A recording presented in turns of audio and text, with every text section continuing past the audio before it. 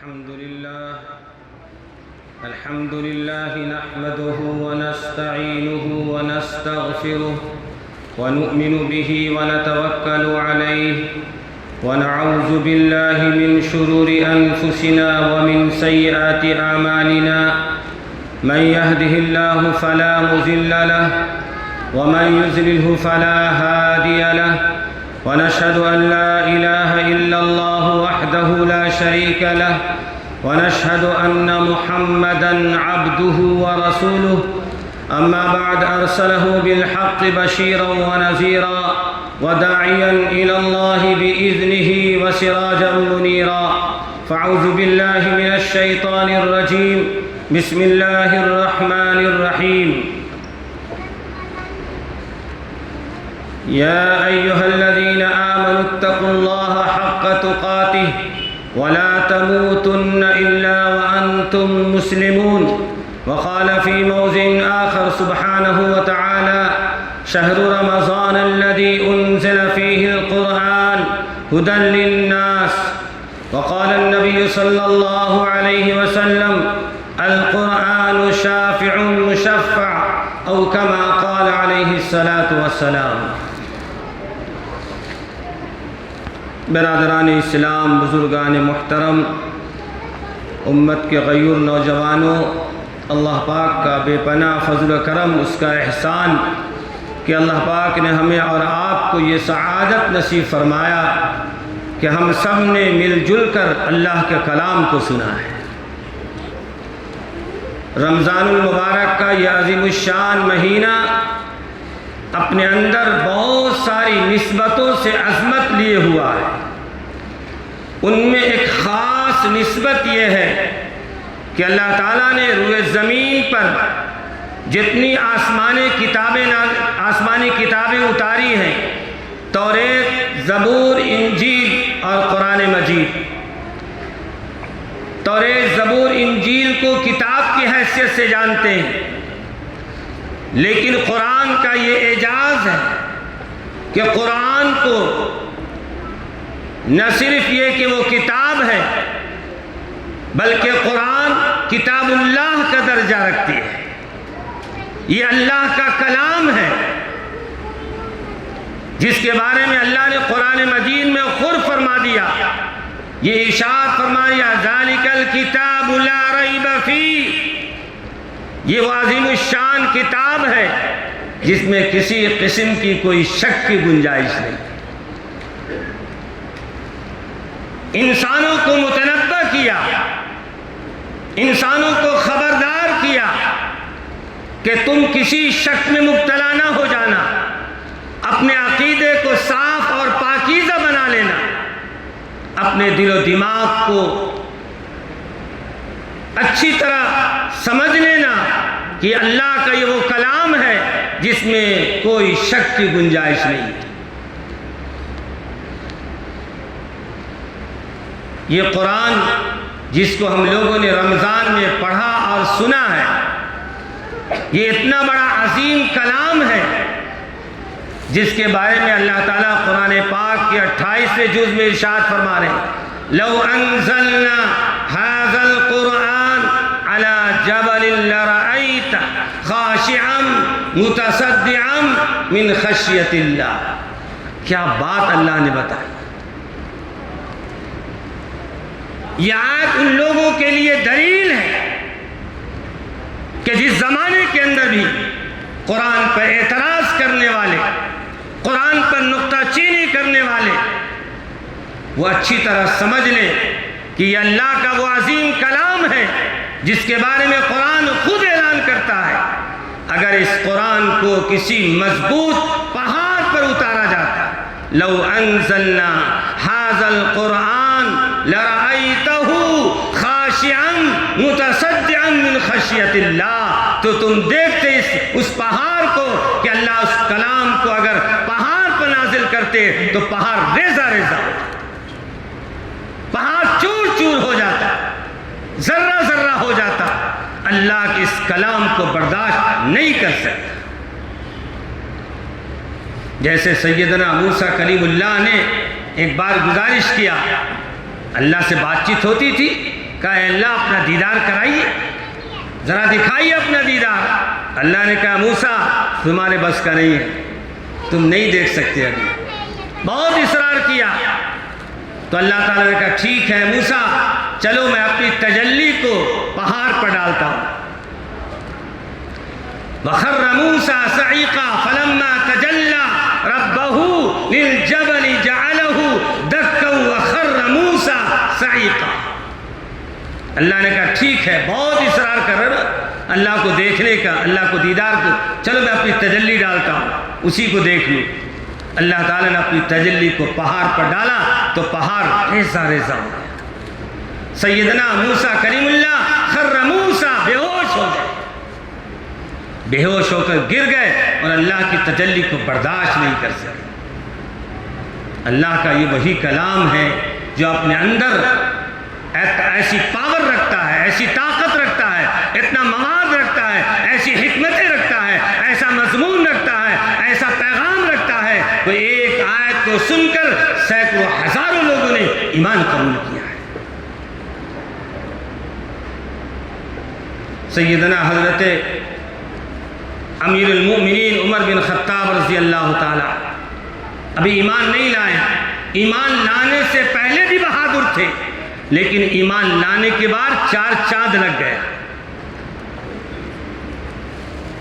سیدنا حضرت عمر بن خطاب رضی اللہ تعالیٰ ایمان نہیں لائے، تلوار ہاتھ میں لیا نکل گئے۔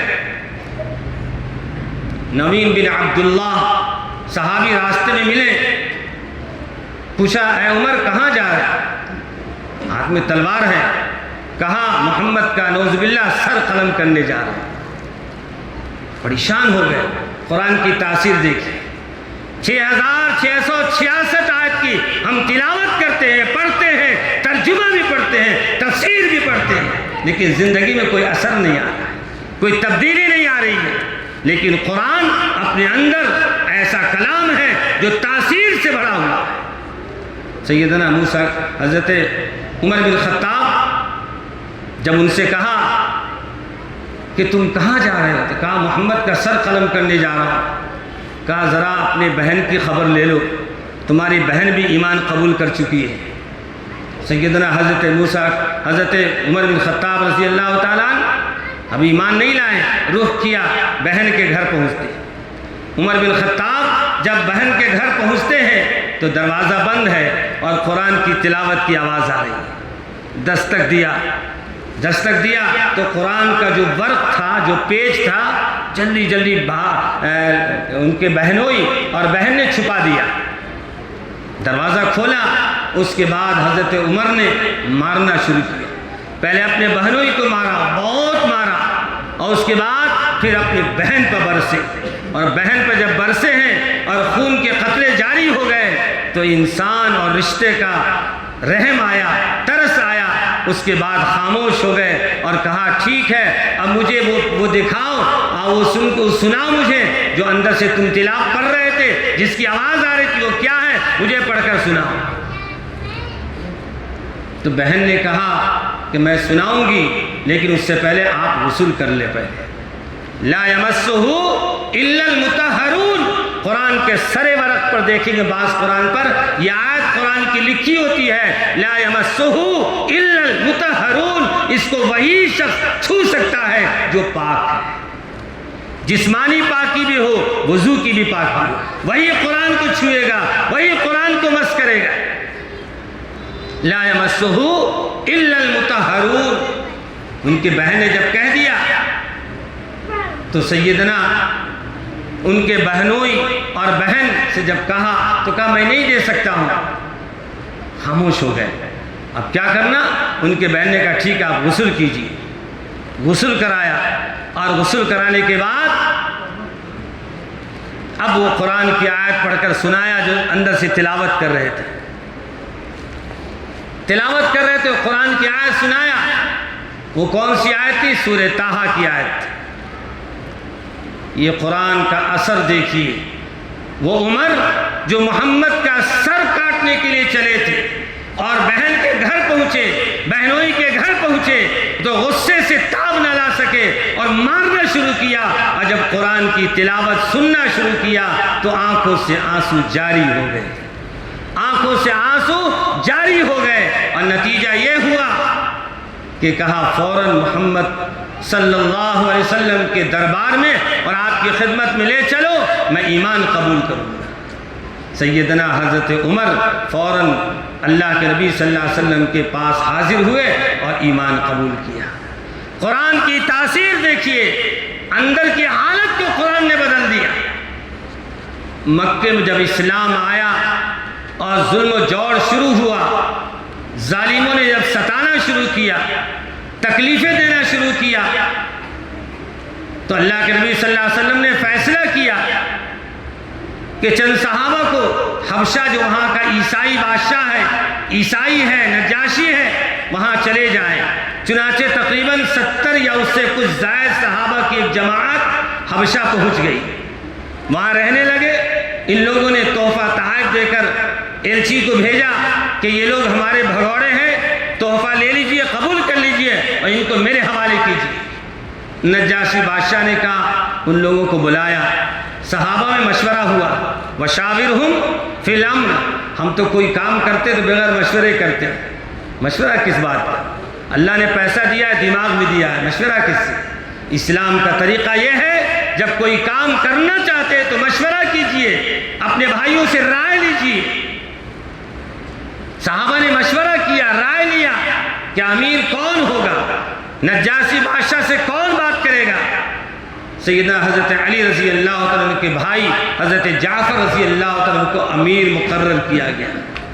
حضرت جعفر گئے، بادشاہ نے جب پوچھا تو حضرت جعفر رضی اللہ تعالیٰ نے کہا، اے بادشاہ، ہم لوگ سود کھاتے تھے، حرام کھاتے تھے، لوگوں پر ظلم کرتے تھے اور نہ جانے کیسے کام ہم کیا کرتے تھے، لیکن اللہ کا نبی، اللہ کا رسول نے مجھے بتایا حلال کھانا، حرام چھوڑ دینا، سود نہیں کھانا، ظلم نہیں کرنا، یہ ساری پاکیزگی کے اعمال بتائے تو ہم ان پر ایمان لائے،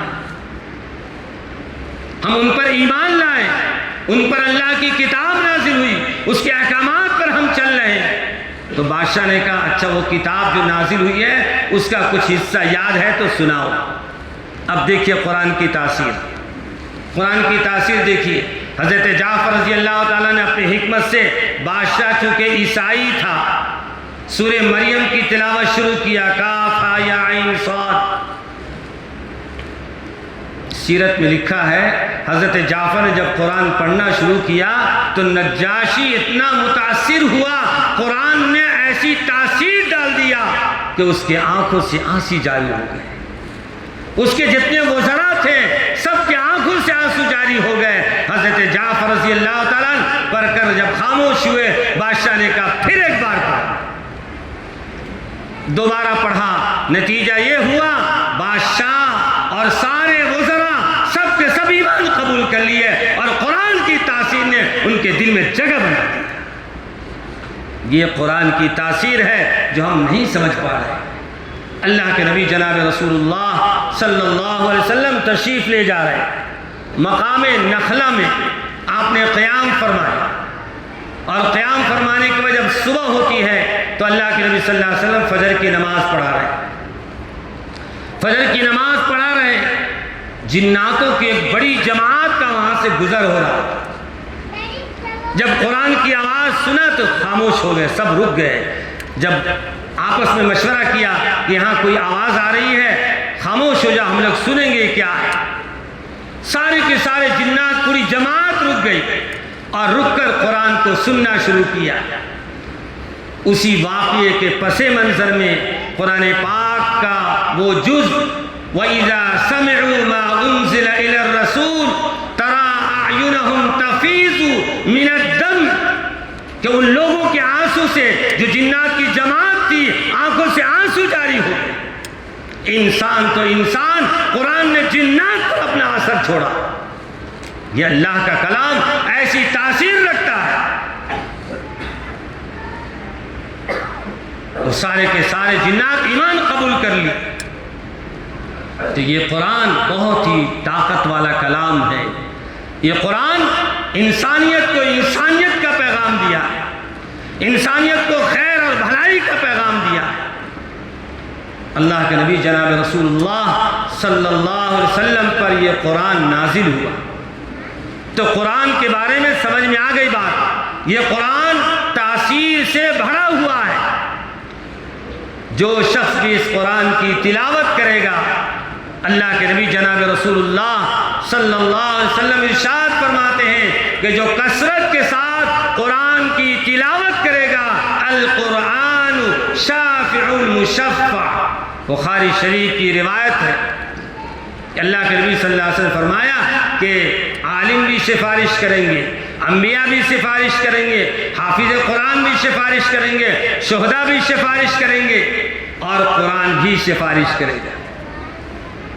کسی کی سفارش کے بارے میں ایسا جملہ نہیں آیا جیسا جملہ اور جیسا پیغام قرآن کے بارے میں آیا. اللہ کے نبی جناب رسول اللہ صلی اللہ علیہ وسلم ارشاد فرماتے ہیں جو شخص قرآن کو کثرت کے ساتھ تلاوت کرے گا، قرآن کو پڑھے گا، قیامت کے دن قرآن اس کے حق میں سفارش کرے گا. کیا کرے گا؟ قرآن سفارش کرے گا. کیسی سفارش؟ سفارش آپ کرتے ہیں کسی کو کہ میں اس کی سفارش کرتا ہوں. اب وہاں پر دو باتیں ہیں، سفارش قبول کر لی جائے گی یا قبول نہیں کی جائے گی. اللہ کے نبی جناب رسول اللہ صلی اللہ علیہ وسلم نے پیغام دیا کہ قرآن جب سفارش کرے گا مشفع، اس کی سفارش اللہ قبول فرما لے گا. اس کی سفارش کیا قبول فرمائیں گے؟ قرآن جھگڑا کرے گا، کہے گا اے پروردگار عالم، یہ تیرا وہ کلام ہے جس کے پڑھنے کا اور جس کے سمجھنے کا آپ نے حکم دیا تھا. یہ وہ لوگ ہیں جو قرآن کو کثرت کے ساتھ پڑھتے تھے، قرآن کے احکامات و تعلیمات پر زندگی گزارتے تھے. اے پروردگار عالم، اس کی ہم سفارش کرتے ہیں، آپ اس کے حق میں سفارش کو قبول فرما لیجئے. یعنی اس کے لیے جنت کا فیصلہ ہو جائے گا، بخشش کا اور معافی کا پیغام. آج ہم ہیں، بعض حضرات تو ایسے ہیں پورا سال گزر جاتا ہے قرآن دیکھنے کی نوبت نہیں آتی، مہینہ گزر جاتا ہے. کیا حق ہے؟ اکابرین محدثین کی سیرت کو پڑھی جی. اللہ کے نبی جناب رسول اللہ صلی اللہ علیہ وسلم ایک رکعت میں سورہ بقرہ آپ نے تلاوت فرمایا، وہ بھی نوافل میں. نفل نماز جو ہوتی ہے وہ زائد ہوتی ہے اس طرح.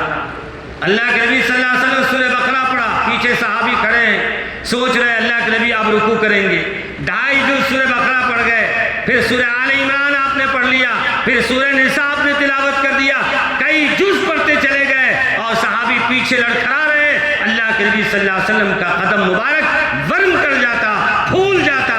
جب عائشہ صدیقہ رضی اللہ تعالی عنہا اور صحابہ نے پوچھا اے اللہ کے نبی آپ اتنی کثرت کے ساتھ عبادت کرتے ہیں اور قیام کرتے ہیں کہ آپ کا قدم ورم ہو جاتا ہے، آپ ایسا کیوں کرتے ہیں؟ تو فرمایا کیا میں عبادت کر کے اللہ کا شکر گزار بندہ نہ بن؟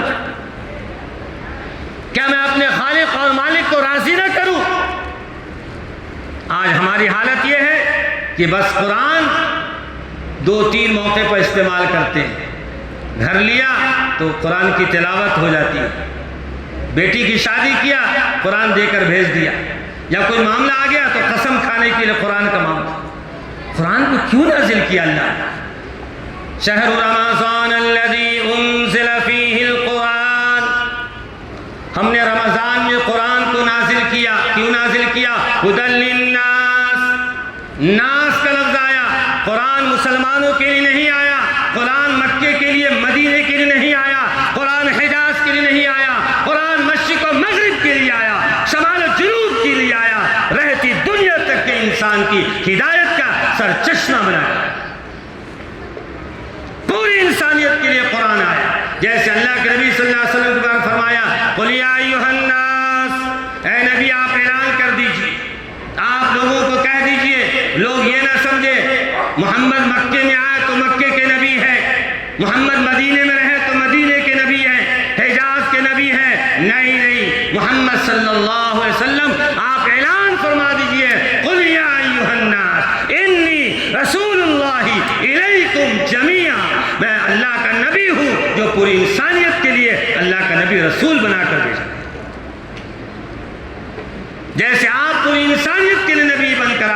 اسی طرح قرآن پوری انسانیت کی ہدایت کا سر چشمہ بن کر ہدی للناس۔ میرے دوستوں اور بزرگوں، قرآن کے احکامات و تعلیمات کے مطابق ہماری زندگی ہونی چاہیے۔ اللہ کے نبی جناب رسول اللہ صلی اللہ علیہ وسلم نے فرمایا میری امت کی عمر 60 سے 70 سال ہوگی۔ کتنی ہوگی؟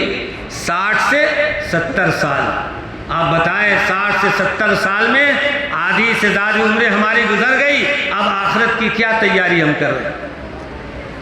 دنیا کا کوئی پروگرام ہوتا ہے، کوئی فنکشن ہم کرتے ہیں تو جیسے جیسے وقت قریب آتا ہے تیاری زور ہو جاتی ہے، ہوتی کہ نہیں بھائی؟ بس اب 1 مہینہ بچ گیا، 4 مہینہ بچ گیا، شادی کا ڈیٹ فکس ہے، تیاری ہوئی نہیں ہے، دن رات ایک کر دیتے، دن بھی نہیں، رات بھی نہیں، نیند بھی نہیں، بس تیاری پر پورا فوکس ہوتا ہے۔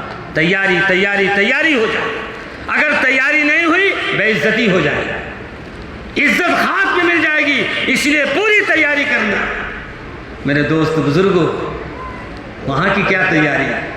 جہاں تمام اولین اور آخرین کا اجتماع ہوگا، ہمارے پروگرام میں تو 200 500 1000 آدمی آئیں گے، اگر بے عزتی ہو گئی تو 1000 آدمی کے بیچ میں ہو گئی، لیکن جہاں محشر کا میدان ہوگا، نفسی نفسی کا عالم ہوگا، پوری انسانیت جمع ہوگی، اس میں رسوائی ہوگی تو کیا حالت ہوگی؟ اللہ ہم سب کی حفاظت فرمائے۔ ہم نوکری کرتے ہیں، جاب کرتے ہیں اور 16,000 20,000 کی سیلری ملتی ہے نا، تو کتنا ڈیوٹی دیتے؟ 8 گھنٹے 12 گھنٹہ ڈیوٹی دیتے، 8 گھنٹے 12 گھنٹہ ڈیوٹی دے رہے ہیں، اور اللہ تعالیٰ نے یہ 2 آنکھیں دیا ہے، ایسی 2 آنکھیں دی ہے جس کی کسی مارکیٹ میں اس کا ثانی نہیں ملے گا، کسی ہاسپیٹل میں وہ آنکھ نہیں مل سکتی ہے جو اللہ نے آنکھ دی ہے۔ اللہ تعالیٰ نے زبان دیا، زبان کے اندر راشا ہے، وہ راشا کیا معلوم ہے؟ وہ راشا جو ہے زبان میں جو ہم ٹیسٹ معلوم کرتے ہیں نا، کھٹا میٹھا تازہ اور اچھا غلط صحیح، یہ سب جو معلوم کرتے ہیں یہ زبان ٹیسٹ سے فرق کرتا ہے۔ اللہ تعالیٰ نے ایسی بڑی بڑی قدرتیں عطا فرمائی۔ اللہ کے لیے ہم کتنا وقت دے رہے ہیں؟ 8,000 20,000 کے لیے ہم 8 گھنٹہ 12 گھنٹہ وقت دے رہے ہیں، اور اللہ تعالیٰ کے لیے ہم کتنا وقت دے رہے ہیں؟ 5 وقت کی نماز میں کتنا وقت لگتا ہے؟ بولیے، ایک نماز میں 15 منٹ مان لیجیے، 15 منٹ تو 25 منٹ ہو گئے، آدھا گھنٹہ مان لیجیے، آدھا گھنٹہ نہ صحیح، آنے اور جانے کا مان لیجیے تو 1 گھنٹہ صحیح۔ اللہ اکبر، ذرا سوچنے کا مقام ہے۔ دنیا میں اللہ نے عقل و شعور دیا ہے تو صرف دنیا پر لگانے کے لیے نہیں، اپنی آخرت کو بھی سوچنے کے لیے،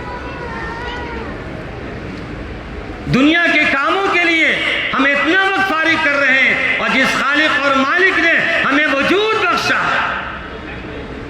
اور وجود ہی نہیں، والتین والزیتون لقد خلقنا الانسان فی احسن تقویم، فرمایا انسانیت کو ہم نے سب سے بہترین ڈھانچے میں پیدا کیا، 18,000 مخلوقات کو پیدا کیا، لیکن انسان کا ثانی نہیں، انسان کی مثال نہیں ہے۔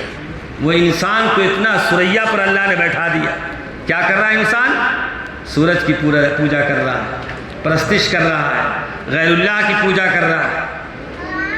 جی اللہ تعالیٰ کل نفس بما کسبت رہین الا اصحاب الیمین فی جنات یتساءلون، جنتی لوگ پوچھیں گے عن المجرمین، مجرموں سے، ما سلککم فی سقر قالوا لم نک من المصلین، بڑے ٹھاٹ باٹ سے دنیا میں تھے، آرائش میں گھومتے تھے، سفر کرتے تھے، یہاں سے وہاں جاتے تھے، زرق و برق لباس استعمال کرتے تھے، بہترین کھانا ہوٹل میں کھاتے تھے، تمہیں کیا ہو گیا؟ آج تم جہنم میں چلے گئے۔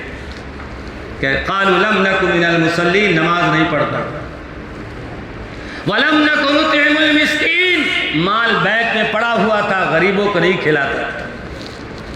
میرے دوست بزرگوں، اللہ تعالیٰ نے ہمیں انسان بنایا، ہمیں اس بات کو سمجھنا ہے اور اس بات کو اچھی طرح ماننا ہے۔ امام مسلم رحمۃ اللہ علیہ، بہت مشہور واقعہ ہے کہ اللہ کے نبی جناب رسول اللہ صلی اللہ علیہ وسلم نے ایک روایت میں ارشاد فرمایا بخاری شریف کی روایت ہے، حضرت ابو ہریرہ رضی اللہ عنہ فرماتے ہیں کہ اللہ کے نبی صلی اللہ علیہ وسلم نے میرا ہاتھ پکڑ لیا. بس اس واقعے کے بعد بات ختم ہو جائے گی، اطمینان سے بیٹھیے. اللہ کے نبی صلی اللہ علیہ وسلم نے میرا ہاتھ پکڑ لیا اور میری انگلیوں پر 5 چیزیں گنوائی کہ دیکھو یہ 5 چیزوں کو اپنا لو اور 5 چیزوں کے پابند ہو جاؤ اور 5 چیزوں پر عمل کر لو، تم کامیاب ہو جاؤ. سب سے پہلی چیز، بس اختصار کے ساتھ بول رہا ہوں، سب سے پہلی چیز فرمایا گناہ سے بچ جاؤ. کیا فرمایا؟ گناہ سے اپنے آپ کو بچا لو، متقی ہو جاؤ گے، پرہیزگار ہو جاؤ گے. متقی کسے کہتے ہیں؟ گناہ سے بچنے کا نام ہی تو متقی ہے، تقویٰ ہے. اور گناہ سے بچ گئے، تقویٰ حاصل ہو گیا تو قرآن بشارت دے رہا ہے ان للمتقین مفازا، متقیوں کے لیے کامیابی. حدائق واعنابا، جی انگور کے باغات ہیں اور چھلکتے ہوئے جام ملیں گے، جنت کی حوریں ملیں گے.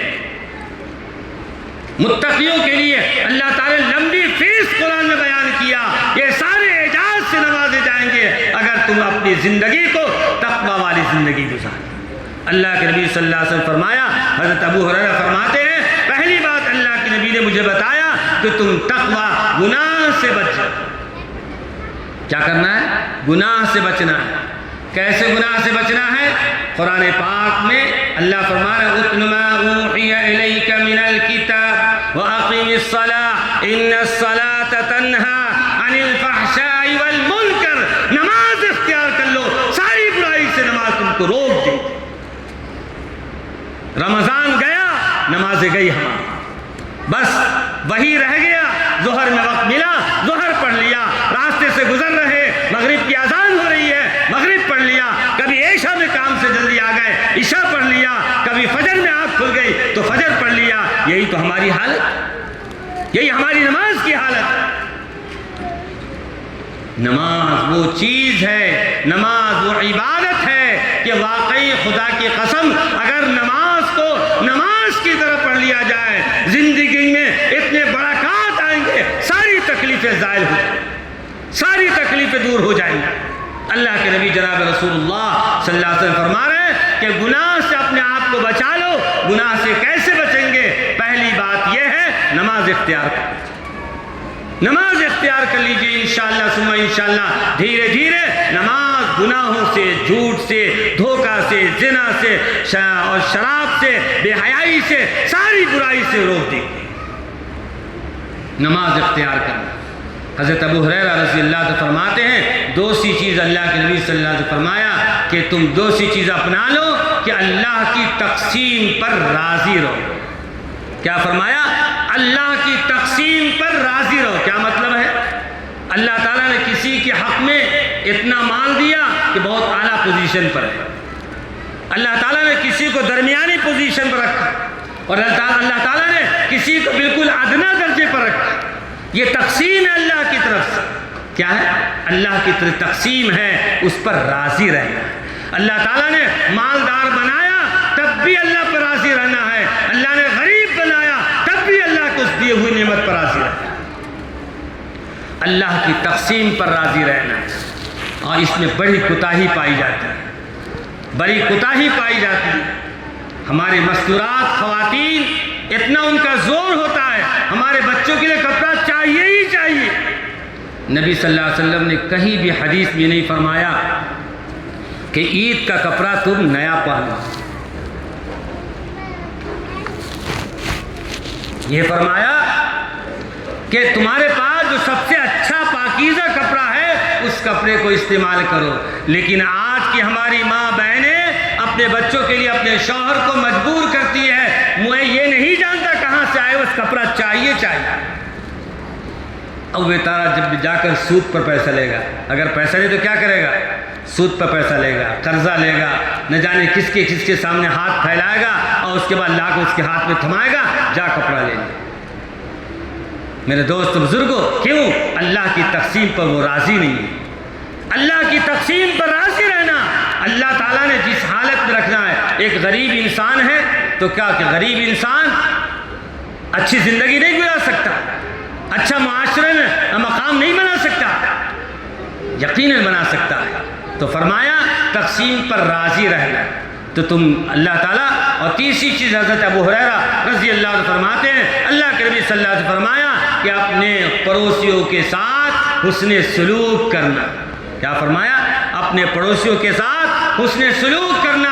اللہ کے نبی صلی اللہ علیہ وسلم نے حضرت جابر رضی اللہ عنہ کے گھر آئے تو حضرت جابر سے کہا، جابر اپنے اس کھانے میں جو پک رہا ہے اس میں پانی ملا لو، شروا زیادہ ہو جائے گا تاکہ غریب پڑوس تک پہنچ جائے گا۔ کیا ہو جائے گا؟ شروا بڑھ جائے گا تو پڑوس میں پہنچ جائے گا۔ پڑوسی کا خیال کرنا، للجار حق، پڑوسی کا بھی ہم پر حق۔ آج تو پڑوسی کی حالت یہ ہے، کچھ پتہ ہی نہیں کہ آزو میں کون، بازو میں کون، اوپر کون، نیچے کون۔ اپنے آپ میں صبح ہوئی، اپنے آفس میں اپنے کام پہ گئے، شام میں اپنے کام میں آئے، کسی کی میت بھی ہو جاتی تو معلوم نہیں پڑتا۔ یا آج کے ہم مسلمان تھرڈ کلاس مسلمان۔ اللہ کے نبی صلی اللہ علیہ وسلم نے جو اخلاق سکھایا، آپ نے جو دستور دیا ہے جس سے اللہ کا قرب نصیب ہوگا، سب کچھ ہم نے چھوڑ دیا ہے۔ چوتھی چیز فرمایا کہ دیکھو، اللہ تعالیٰ نے یہ فرمایا کہ دیکھو اللہ تعالیٰ کی طرف سے جو نعمت دی گئی ہے اس نعمت کی قدر کرنا، اس نعمت کی قدر کرنا۔ اور یہ فرمایا کہ دیکھو فَلْيَضْحَكُوا قَلِيلًا وَلْيَبْكُوا كَثِيرًا، کہ دیکھو تم زیادہ، فرمایا کہ کم ہنسنا اور زیادہ رونا۔ یعنی جو شخص زندگی میں زیادہ ہنستا ہے تمیت القلب، حدیث پاک میں اللہ کے نبی فرما رہے ہیں اس کا دل مردہ ہو جاتا ہے۔ کیا ہو جاتا ہے؟ اس کا دل مردہ ہو جاتا ہے۔ ہم اللہ سے رجوع کریں، اللہ کا ڈر اور خوف پیدا کریں۔ میرے دوست بزرگوں، یہ حالات کی وجہ سے ہم پریشان حال ہیں، لیکن حالات کیسے سدھریں گے؟ اپنے اعمال کو سدھارنا ہے۔ آج بارش کے لیے کیسے پریشان ہے، جس کی زبان پہ دیکھیے بس یہی لفظ ہے کہ بارش نہیں ہو رہی، بارش نہیں ہو رہی ہے۔ یہ سوچے کہ بارش کیوں نہیں ہو رہی ہے؟ حدیث پاک میں آتا ہے جب ظلم زیادہ ہو جاتا ہے، نافرمانیاں زیادہ ہو جاتی ہے تو اللہ تعالیٰ قحط۔ آپ بتائیے، ایسے بارش جب رک جاتی ہے تو فصلیں کہاں سے ہوگی؟ اور جب فصلیں نہیں ہوگی تو غلے نہیں آئیں گے، جب غلے نہیں آئیں گے تو مارکیٹ میں جو دانہ ملے گا وہ 1 روپے کی جگہ 10 روپے کا ہوگا۔ بس 2 باتیں اور آپ سے عرض کرنا ہے۔ ایک بات تو یہ عرض کرنا ہے کہ آج مسلمانوں کو ضرورت ہے اپنی معیشت کو اچھا بنانا، معیشت کو، انکم، معیشت کو اچھا بنانا۔ کیسے اچھا بنے گا؟ آج مسلمان، اب چند سال پہلے اس وقت معلوم ہوا کہ مسلمانوں کے پاس پیسہ ہے لیکن محنت چور ہے۔ کیا ہے؟ محنت چور۔ آئے معلوم نا، جو بھاگ گیا، سونے چاندی کی دکان تھی، کروڑوں اربوں روپے لے کر مسلمانوں کا فرہ یا پھر وہ بھاگ گیا۔ اس وقت معلوم ہوا اس علاقے میں بہت سارے لوگ ہیں۔ ایک صاحب آ کر کہنے لگے، حضرات میں نے تو اپنا گھر بیچ دیا اور اس میں پیسہ ڈال دیا، آج ہم روڈ کے ہو گئے۔ آج کس کے ہو گئے؟ روڈ کے ہو گئے۔ کیوں؟ شرم نہیں آئی؟ کیوں؟ محنت سے بھاگے۔ تجارت کرنا نہیں آتا، تجارت کیجیے۔ اللہ کے نبی جناب رسول اللہ صلی اللہ علیہ وسلم فرمایا کہ تجارت میں اللہ نے برکت رکھی ہے۔ التاجر الصدوق مع النبیین والصدیقین والشہداء والصالحین، بخاری شریف کی روایت۔ آج ہم تجارت سے بھاگ رہے ہیں۔ آج ہمارے دل و دماغ میں ہے کہ ہم کاروبار چلا رہے ہیں، دکان چلا رہے ہیں، فیکٹری چلا رہے ہیں، اس سے جو مال آ رہا ہے ہماری دنیا کی ضرورتیں پوری ہو رہی ہے۔ یہ ہماری سوچ ہے جو غلط سوچ ہے۔ تجارت سے صرف دنیا نہیں ملتی، خدا کی قسم تجارت سے دنیا کے ساتھ ساتھ اللہ تعالیٰ جنت نصیب فرمائے۔ جنت میں نبی کی معیشت، اللہ تعالیٰ نبی کے ساتھ رہنا میسر فرمائے۔ اللہ کے نبی جناب رسول اللہ صلی اللہ علیہ وسلم فرمایا، اگر سچی تجارت کر لیا، امانت دار والی تجارت کیا تو التاجر الصدوق مع النبیین، نبیوں کے ساتھ ہوں۔ آج ہم تجارت سے بھاگ رہے ہیں، ڈر رہے ہیں، کیسے تجارت ہوگی، کیسے تجارت؟ کیا ضروری ہے 10 لاکھ کی تجارت ہی کرنا؟ ارے 100 روپے سے آپ تجارت شروع کر سکتے ہیں۔ ہماری نظروں کے سامنے ہمارا ایک ساتھی تھا، جس کا نام حسیب الرحمان ہے. گھر سے بہت پریشان لوگ تھے, بے چین تھے گھر کے لوگ, کوئی کام نہیں کرتا ہے. تھوڑا سا 400-500 روپیہ لیا اور اس کے بعد نکل گیا, اور بیلٹ گھڑی وغیرہ جو ملتی ہے سستی 50-100 روپے کی لے کر بیچنا شروع کیا. آج شہر کے اندر اس کی اپنی کم سے کم کروڑوں کی پراپرٹی. ایک 500 روپے کی تجارت سے شروع کیا. حضرت عبد الرحمن بن عوف رضی اللہ تعالیٰ عنہ جب مدینے پہنچتے ہیں تو ایک انصاری صحابی نے کہا, میرا یہ مال ہے, میری یہ تجارت ہے, تم اس میں شریک ہو جاؤ, اس سے مال لو اور تجارت کرو, کاروبار کرو. حضرت عبد الرحمن بن عوف رضی اللہ تعالیٰ فرمایا, آپ کی تجارت آپ کو مبارک, مجھ پر بس ایک احسان کیجئے, مدینے کی جو بازار ہے جہاں تجارت ہوتی ہے اس کا راستہ مجھے بتا دیجیے. کون کر رہے ہیں؟ عبد الرحمن بن عوف رضی اللہ تعالیٰ, جن کا انتقال ہوا اس وقت سونے کی بہت ساری اینٹیں تھی جس کو چاک کیا گیا, اور فرمایا حضرت عبد الرحمن بن عوف رضی اللہ تعالیٰ عنہ کہ جو بدری صحابہ ہیں 313 صحابہ ہیں, جتنے بھی زندہ ہیں سب کو میرے میراث اور اس مال میں سب کو حصہ دیا جائے. عبد الرحمن بن عوف رضی اللہ تعالیٰ نے کیا لیا؟ کھجور لیا, پنیر لیا, اور اس کے بعد اور کچھ سامان لیا اور مدینے کی بازار میں چلے. صبح سے شام تک بیچتے, پھر گھر واپس آتے, نفع لے لیتے اور پھر اصل کو جا کر خرید کر پھر بیچتے. نتیجہ یہ ہوا اس تجارت سے جو تھوڑی سی رقم سے تجارت شروع کیا تھا, ایک وقت آیا کہ روایت آئی, حضرت بخاری شریف میں روایت ہے کہ اللہ کے نبی جناب رسول اللہ صلی اللہ علیہ وسلم کا زمانہ ہے. حضرت عبد الرحمن بن عوف رضی اللہ تعالیٰ کا جب مال مدینے آ رہا ہے تو تقریباً 800 یا 700 اونٹ پر بڑا ہوا سامان کا قافلہ مدینے آ رہا ہے. 700 اونٹ پر لدا ہوا تجارت کا سامان عبد الرحمن بن عوف رضی اللہ تعالیٰ کا مدینے میں آ رہا ہے. 100 سے مشکل سے چند درہم سے کام شروع کیا تھا, لیکن تجارت نے سریا پر پہنچا تھا. اس لیے مسلمان بھائیوں سے میری بار بار یہ گزارش ہوتی رہتی ہے کہ آپ پڑھ لیے ہیں, پڑھنے کا مطلب صرف یہ نہیں ہے کہ جاب ہی کرنا. بچہ ہمارا ڈگری کر لیا, ہمارے دماغ میں جاؤ نوکری میں جاؤ, غلامی کرو جا کر, بھائی دماغ میں بیٹھا ہوا ہے. ارے جو پڑھا ہے اس علم کی روشنی میں تجارت تو کیجئے, اس علم کی روشنی میں نبی کی سنت پر عمل کر کے دیکھیے. ایک بے پڑھا ہوا انسان جو تجارت کرے گا, ایک پڑھا ہوا انسان جو تجارت کرے گا, بہت فرق ہو جائے. تجارت پر فوکس کیجئے, تجارت پر توجہ دیجئے. اور دوسری چیز ہے تعلیم پر, دوسری چیز ہے تعلیم پر.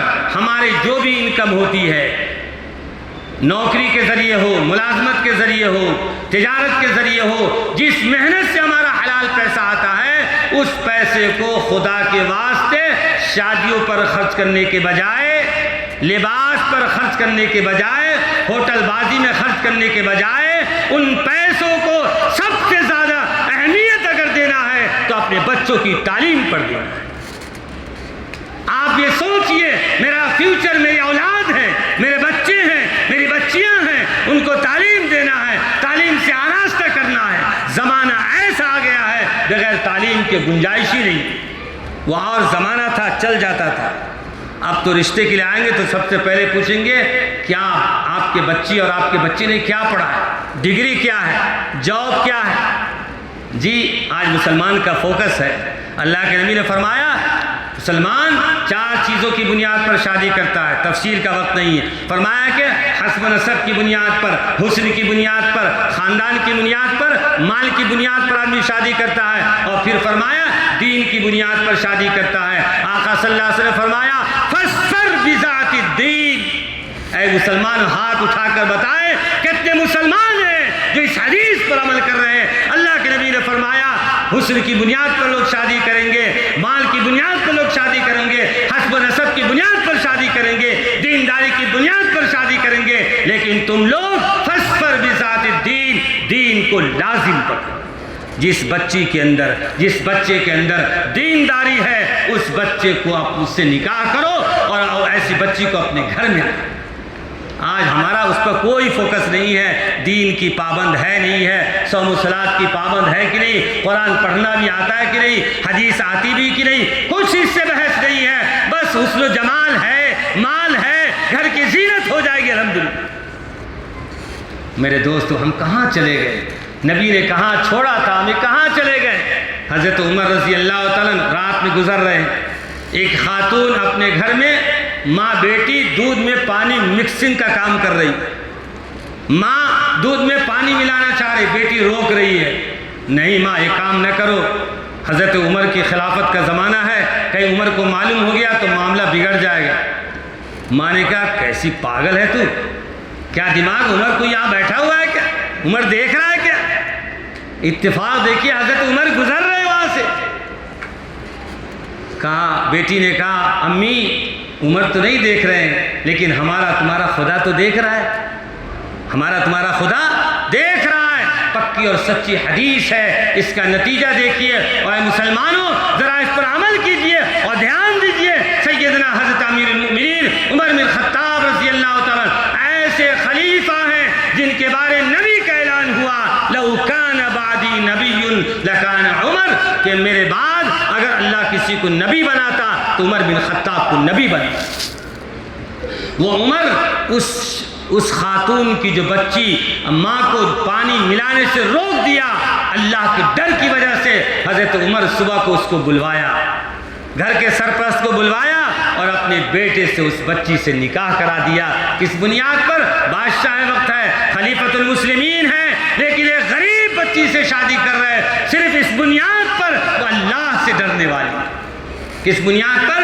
وہ اللہ سے ڈرنے والی ہے۔ ہم میں کتنے پرسنٹ لوگ ہیں کہ ایسی بچی کو تلاشتے ہیں جو اللہ سے ڈرنے والی ہو؟ ظاہر ہے جو اللہ سے ڈرنے والی ہوگی وہ اپنے شوہر کے حقوق کو ضرور ادا کرے۔ آج جو معاش میں بگاڑ ہے اس کی وجہ یہی ہے، نہ صحیح تربیت کا ہے، نہ صحیح دینی تعلیم کا پتہ ہے، اس وجہ سے آج بگاڑ ہو رہا ہے، فساد ہو رہا ہے۔ میرے دوست بزرگوں، وقت بہت ہو گیا، 5 منٹ کا وقت ہے۔ آخری گزارش یہ ہے، رمضان المبارک کا یہ عظیم الشان مہینہ ایسی تیزی کے ساتھ رخصت ہو رہا ہے، ہم سوچ ہی رہے ہیں جنہوں نے روزہ رکھا ان کو تو مزہ آ رہا ہوگا، ان کو مزہ آ رہا ہوگا، الحمدللہ، کیوں نہ آئے۔ لیکن اس مجمع میں ایسے بھی لوگ ہوں گے جو بغیر کسی عذر کے روزہ چھوڑ دیا ہوگا، ان کے بس ایک ہی بات کہتا ہوں اور اپنی طرف سے نبی کی بات نقل کرتا ہوں، اللہ کے نبی اگر شرم حیا ہوگی تو بعد میں قضا کریں گے، اور اس سے بھی زیادہ شرم ہوگی تو آئندہ سال خدا کی قسم روزہ ضرور رکھیں۔ آقا صلی اللہ علیہ وسلم فرمایا کہ ان لوگوں سے نبی کا اعلان کر دو جس نے رمضان کا روزہ بغیر کسی شرعی عذر سے چھوڑ دیا ہے، اس سے کہہ دو کہ میری عیدگاہ میں نہ آئے۔ کیا فرمایا؟ اس سے کہہ دو میری عیدگاہ میں نہیں آئے، اسے شرم میں ڈوبنا چاہیے، نبی کا یہ فرمان ہے۔ میرے دوست بزرگوں، روزہ رکھنا چاہیے، اور اگر کسی نے روزہ رکھ کر جان بوجھ کر چھوڑ دیا، ایک تو کوئی عذر آ گیا، مجبوری آ گئی، بیمار ہو گیا تو اللہ تعالیٰ نے ایسی فرصت دے دیا ہے، لیکن اگر جان بوجھ کر روزہ چھوڑ دیا تو اس ایک روزے کی سزا معلوم ہے، 60 روزے رکھنے۔ کتنا روزہ رکھنا ہے؟ 60 روزہ۔ آپ نے کہا ٹھیک ہے رکھ لیں گے، 50 روزہ آپ نے رکھ لیا، کتنے بچ گئے؟ 10 روزہ بچ گیا۔ اب 10 روزہ ہے، پھر ایک روزہ چھوڑ دیا، پھر اللہ کے نبی فرمایا پھر 60 روزہ رکھ۔ ایک روزے کی سزا میں 60 روزہ رکھا ہے، اگر ایک روزہ کم تھا پھر چھوڑ دیا، پھر 60 روزہ رکھا، تو اندازہ کیجئے روزہ کتنا پاورفل ہے۔ اللہ کے نبی جناب رسول اللہ صلی اللہ علیہ وسلم فرمایا روزے داروں کے لیے اللہ نے باب الریان کو متعین کیا ہے، روزے دار ہی اس دروازے سے جنت میں داخل۔ تو اللہ سے معافی مانگیے اگر ہم سے کوتاہی ہو گئی ہے، روزے میں کمی واقع ہو گئی ہے، روزہ نہیں رکھ سکے ہیں تو شرمندہ نہیں ہونا۔ اللہ تعالیٰ نے فرمایا لا تقنطوا من رحمت اللہ، اللہ کی رحمت سے آخری سانس تک نا امید نہیں ہونا، اللہ کی رحمت سے نا امید نہیں ہونا ہے، اپنا قصور اللہ سے اللہ کے سامنے توبہ کرنا ہے۔ اللہ کے نبی صلی اللہ علیہ وسلم فرماتے ہیں روزانہ میں 70 بار، کم درجہ اللہ کے نبی بیان کر رہے ہیں کہ کم سے کم میں 70 بار روزانہ توبہ کرتا ہوں۔ ہم 70 پہ 70,000 گناہ کر دیتے، توبہ کی توفیق نہیں سی۔ اللہ توبہ کرنے والے کو قبول فرماتا ہے. جو مانگتا ہے گر گراتا ہے، جو جتنا مانگتا ہے اللہ اس سے اتنا زیادہ خوش ہوتے. ہم دعا کا اہتمام ہی نہیں کرتے. ہمارے اوپر حالات کے حالات آ رہے ہیں، ملک میں ہم کس حالت میں جا رہے ہیں، کس پوزیشن میں جا رہے ہیں، کیسی پریشانی میں جا رہے ہیں، رزق کا معاملہ ہے، روزی کا معاملہ ہے، اور نہ جانے کیسے کیسے حالات آتے جا رہے ہیں، لیکن آج بھی ہم توجہ نہیں کر رہے ہیں، متوجہ نہیں ہو رہے ہیں. اللہ نے بارش کو روک لیا، لیکن ہماری حالت یہ ہے اللہ کے سامنے ہم نہیں گر گرا. اجیب دعوت الداعی اذا دعان، اللہ کے سامنے گر گرانا ہے. اللہ ہماری پکار کو سننے والا ہے. اور آخری بات یہ ہے کہ آج تراویح ختم نہیں ہوئی ہے. عرف عام میں لوگ کہتے تراویح ختم ہو گئی، تو پھر کل تراویح ہوگی کہ نہیں؟ بولیے، کل تراویح پڑھیں گے کہ نہیں؟ تو پھر کیسے ختم ہو گئی؟ اس کا مطلب یہ بات غلط ہے. یہ کہنا کہ تراویح ختم ہو گئی یہ بات غلط ہے. قرآن کی تکمیل ہوئی ہے، قرآن مکمل ہوا ہے. پورے قرآن کا رمضان میں تراویح میں سننا یہ مستقل ایک سنت ہے، اور پورے رمضان کی تراویح مستقل ایک سنت. ایک سنت تو ادا ہوگی، پورا قرآن سن لیا الحمدللہ. ابھی ایک سنت باقی ہے، جب تک کہ عید کی چاند کا اعلان نہ ہو جائے اس وقت تک تراویح پڑھنا ہے، ورنہ آپ اس سنت سے محروم رہ جائیں. اور عید الفطر کی جب صبح ہوتی ہے تو اس دن آپ کو کیا کرنا ہے؟ چھوٹی چھوٹی مسجد میں عید کی نماز پڑھیں گے. کیا حالت ہو گئی ہماری، 4 اینٹ کی مسجدوں میں عید کی نماز پڑھ رہے ہیں. کیا مقصد ہے عید کی نماز کا؟ اللہ کے نبی صلی اللہ علیہ وسلم بتائے کہ جس آدمی کا گھر اس گلی میں ہے، اب وہ آئے گا تو اسی راستے سے آئے گا نا. اللہ کے نبی نے فرمایا کہ عید کی نماز کے لیے ایک راستے سے جاؤ، دوسرے راستے سے آؤ. کیوں؟ تمہارا روب پڑے گا غیروں پر، تمہارا روب پڑے گا غیروں پر، اور جتنے قدم اٹھیں گے تمہارا ایک ایک قدم اللہ کے دربار میں شہادت دے گا. ایک راستے سے جاؤ، دوسرے راستے سے آؤ. اور فرمایا کھلے ہوئے میدان میں نماز پڑھو. کیا فرمایا؟ کھلے ہوئے میدان میں نماز پڑھو. اللہ کے نبی صلی اللہ علیہ وسلم عید کی نماز پڑھانے کے لیے مدینے میں تشریف لے گئے. ایسی چلچلاتی دھوپ تھی کہ ایسا لگ رہا تھا کہ بالکل آپ سے باہر ہو جائے گا. اللہ کو اپنے نبی پر رحم آیا اور اللہ تعالیٰ نے بادل کو بھیج دیا. کیا بھیجا؟ بادل بھیجا. پوچھئے، ہمارے صدر صاحب بیٹھے ہوئے ہیں، ٹور لے کر جاتے ہیں، ان کو زیارت کراتے ہیں اور بتاتے ہیں یہ وہ مسجد ہے جس کا نام ہے مسجد غمامہ. کیا نام ہے؟ مسجد غمامہ، بادل والی مسجد. وہ بادل والی مسجد کیوں ہے؟ اللہ کے نبی نے عید کا خطبہ دیا تھا، دھوپ زیادہ تیز تھی، اللہ تعالیٰ نے بادل کو بھیج دیا تھا. کیا بھیج دیا تھا؟ بادل کو بھیج دیا تھا. تو اس لیے عید کی نماز مسجدوں میں نہ پڑھیے. کوئی عذر ہو جائے، مجبوری ہو جائے، بارش ہو جائے، اس وقت عید کی نماز یا بقرعید کی نماز آپ مسجدوں میں پڑھیے، ورنہ عید کی نماز میدانوں میں پڑھیے، کھلی جگہ پر پڑھیے، زیادہ ثواب ملے گا. اللہ کے نبی صلی اللہ علیہ وسلم کی اس سنت پر عمل ہوگا. اور اللہ سے دعا مانگیے. ہم دعا مانگتے ہیں اے اللہ یہ بیماری چلی جائے، یہ اللہ گھر کی تنگی چلی جائے، یہ اللہ فلاں اور فلاں بیماری چلی جائے، تکلیف چلی جائے، لیکن یہ دعا نہیں مانگتے. اللہ کے نبی نے سکھایا اللہم انا نسألک العفو والعافیہ. اللہ کے نبی نے فرمایا عافیت کی دعا مانگو. عافیت کیا ہے؟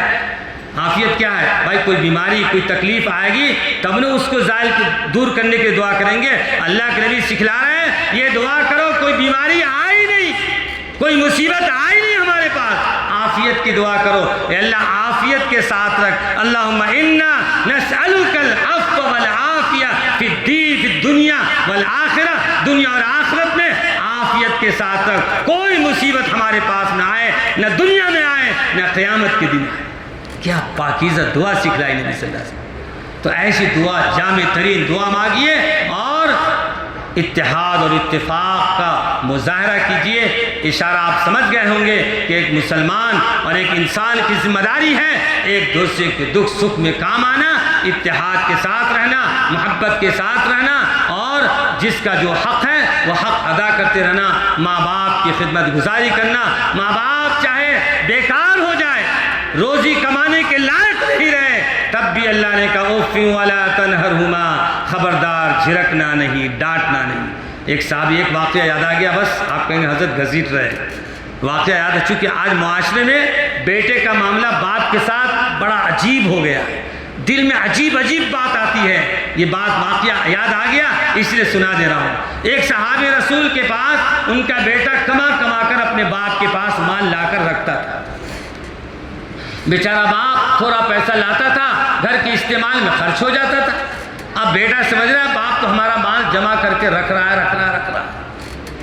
کچھ عرصہ گزر گیا تو کہا ابا جان وہ مال سب کا ہے، ذرا لائیے پیسہ.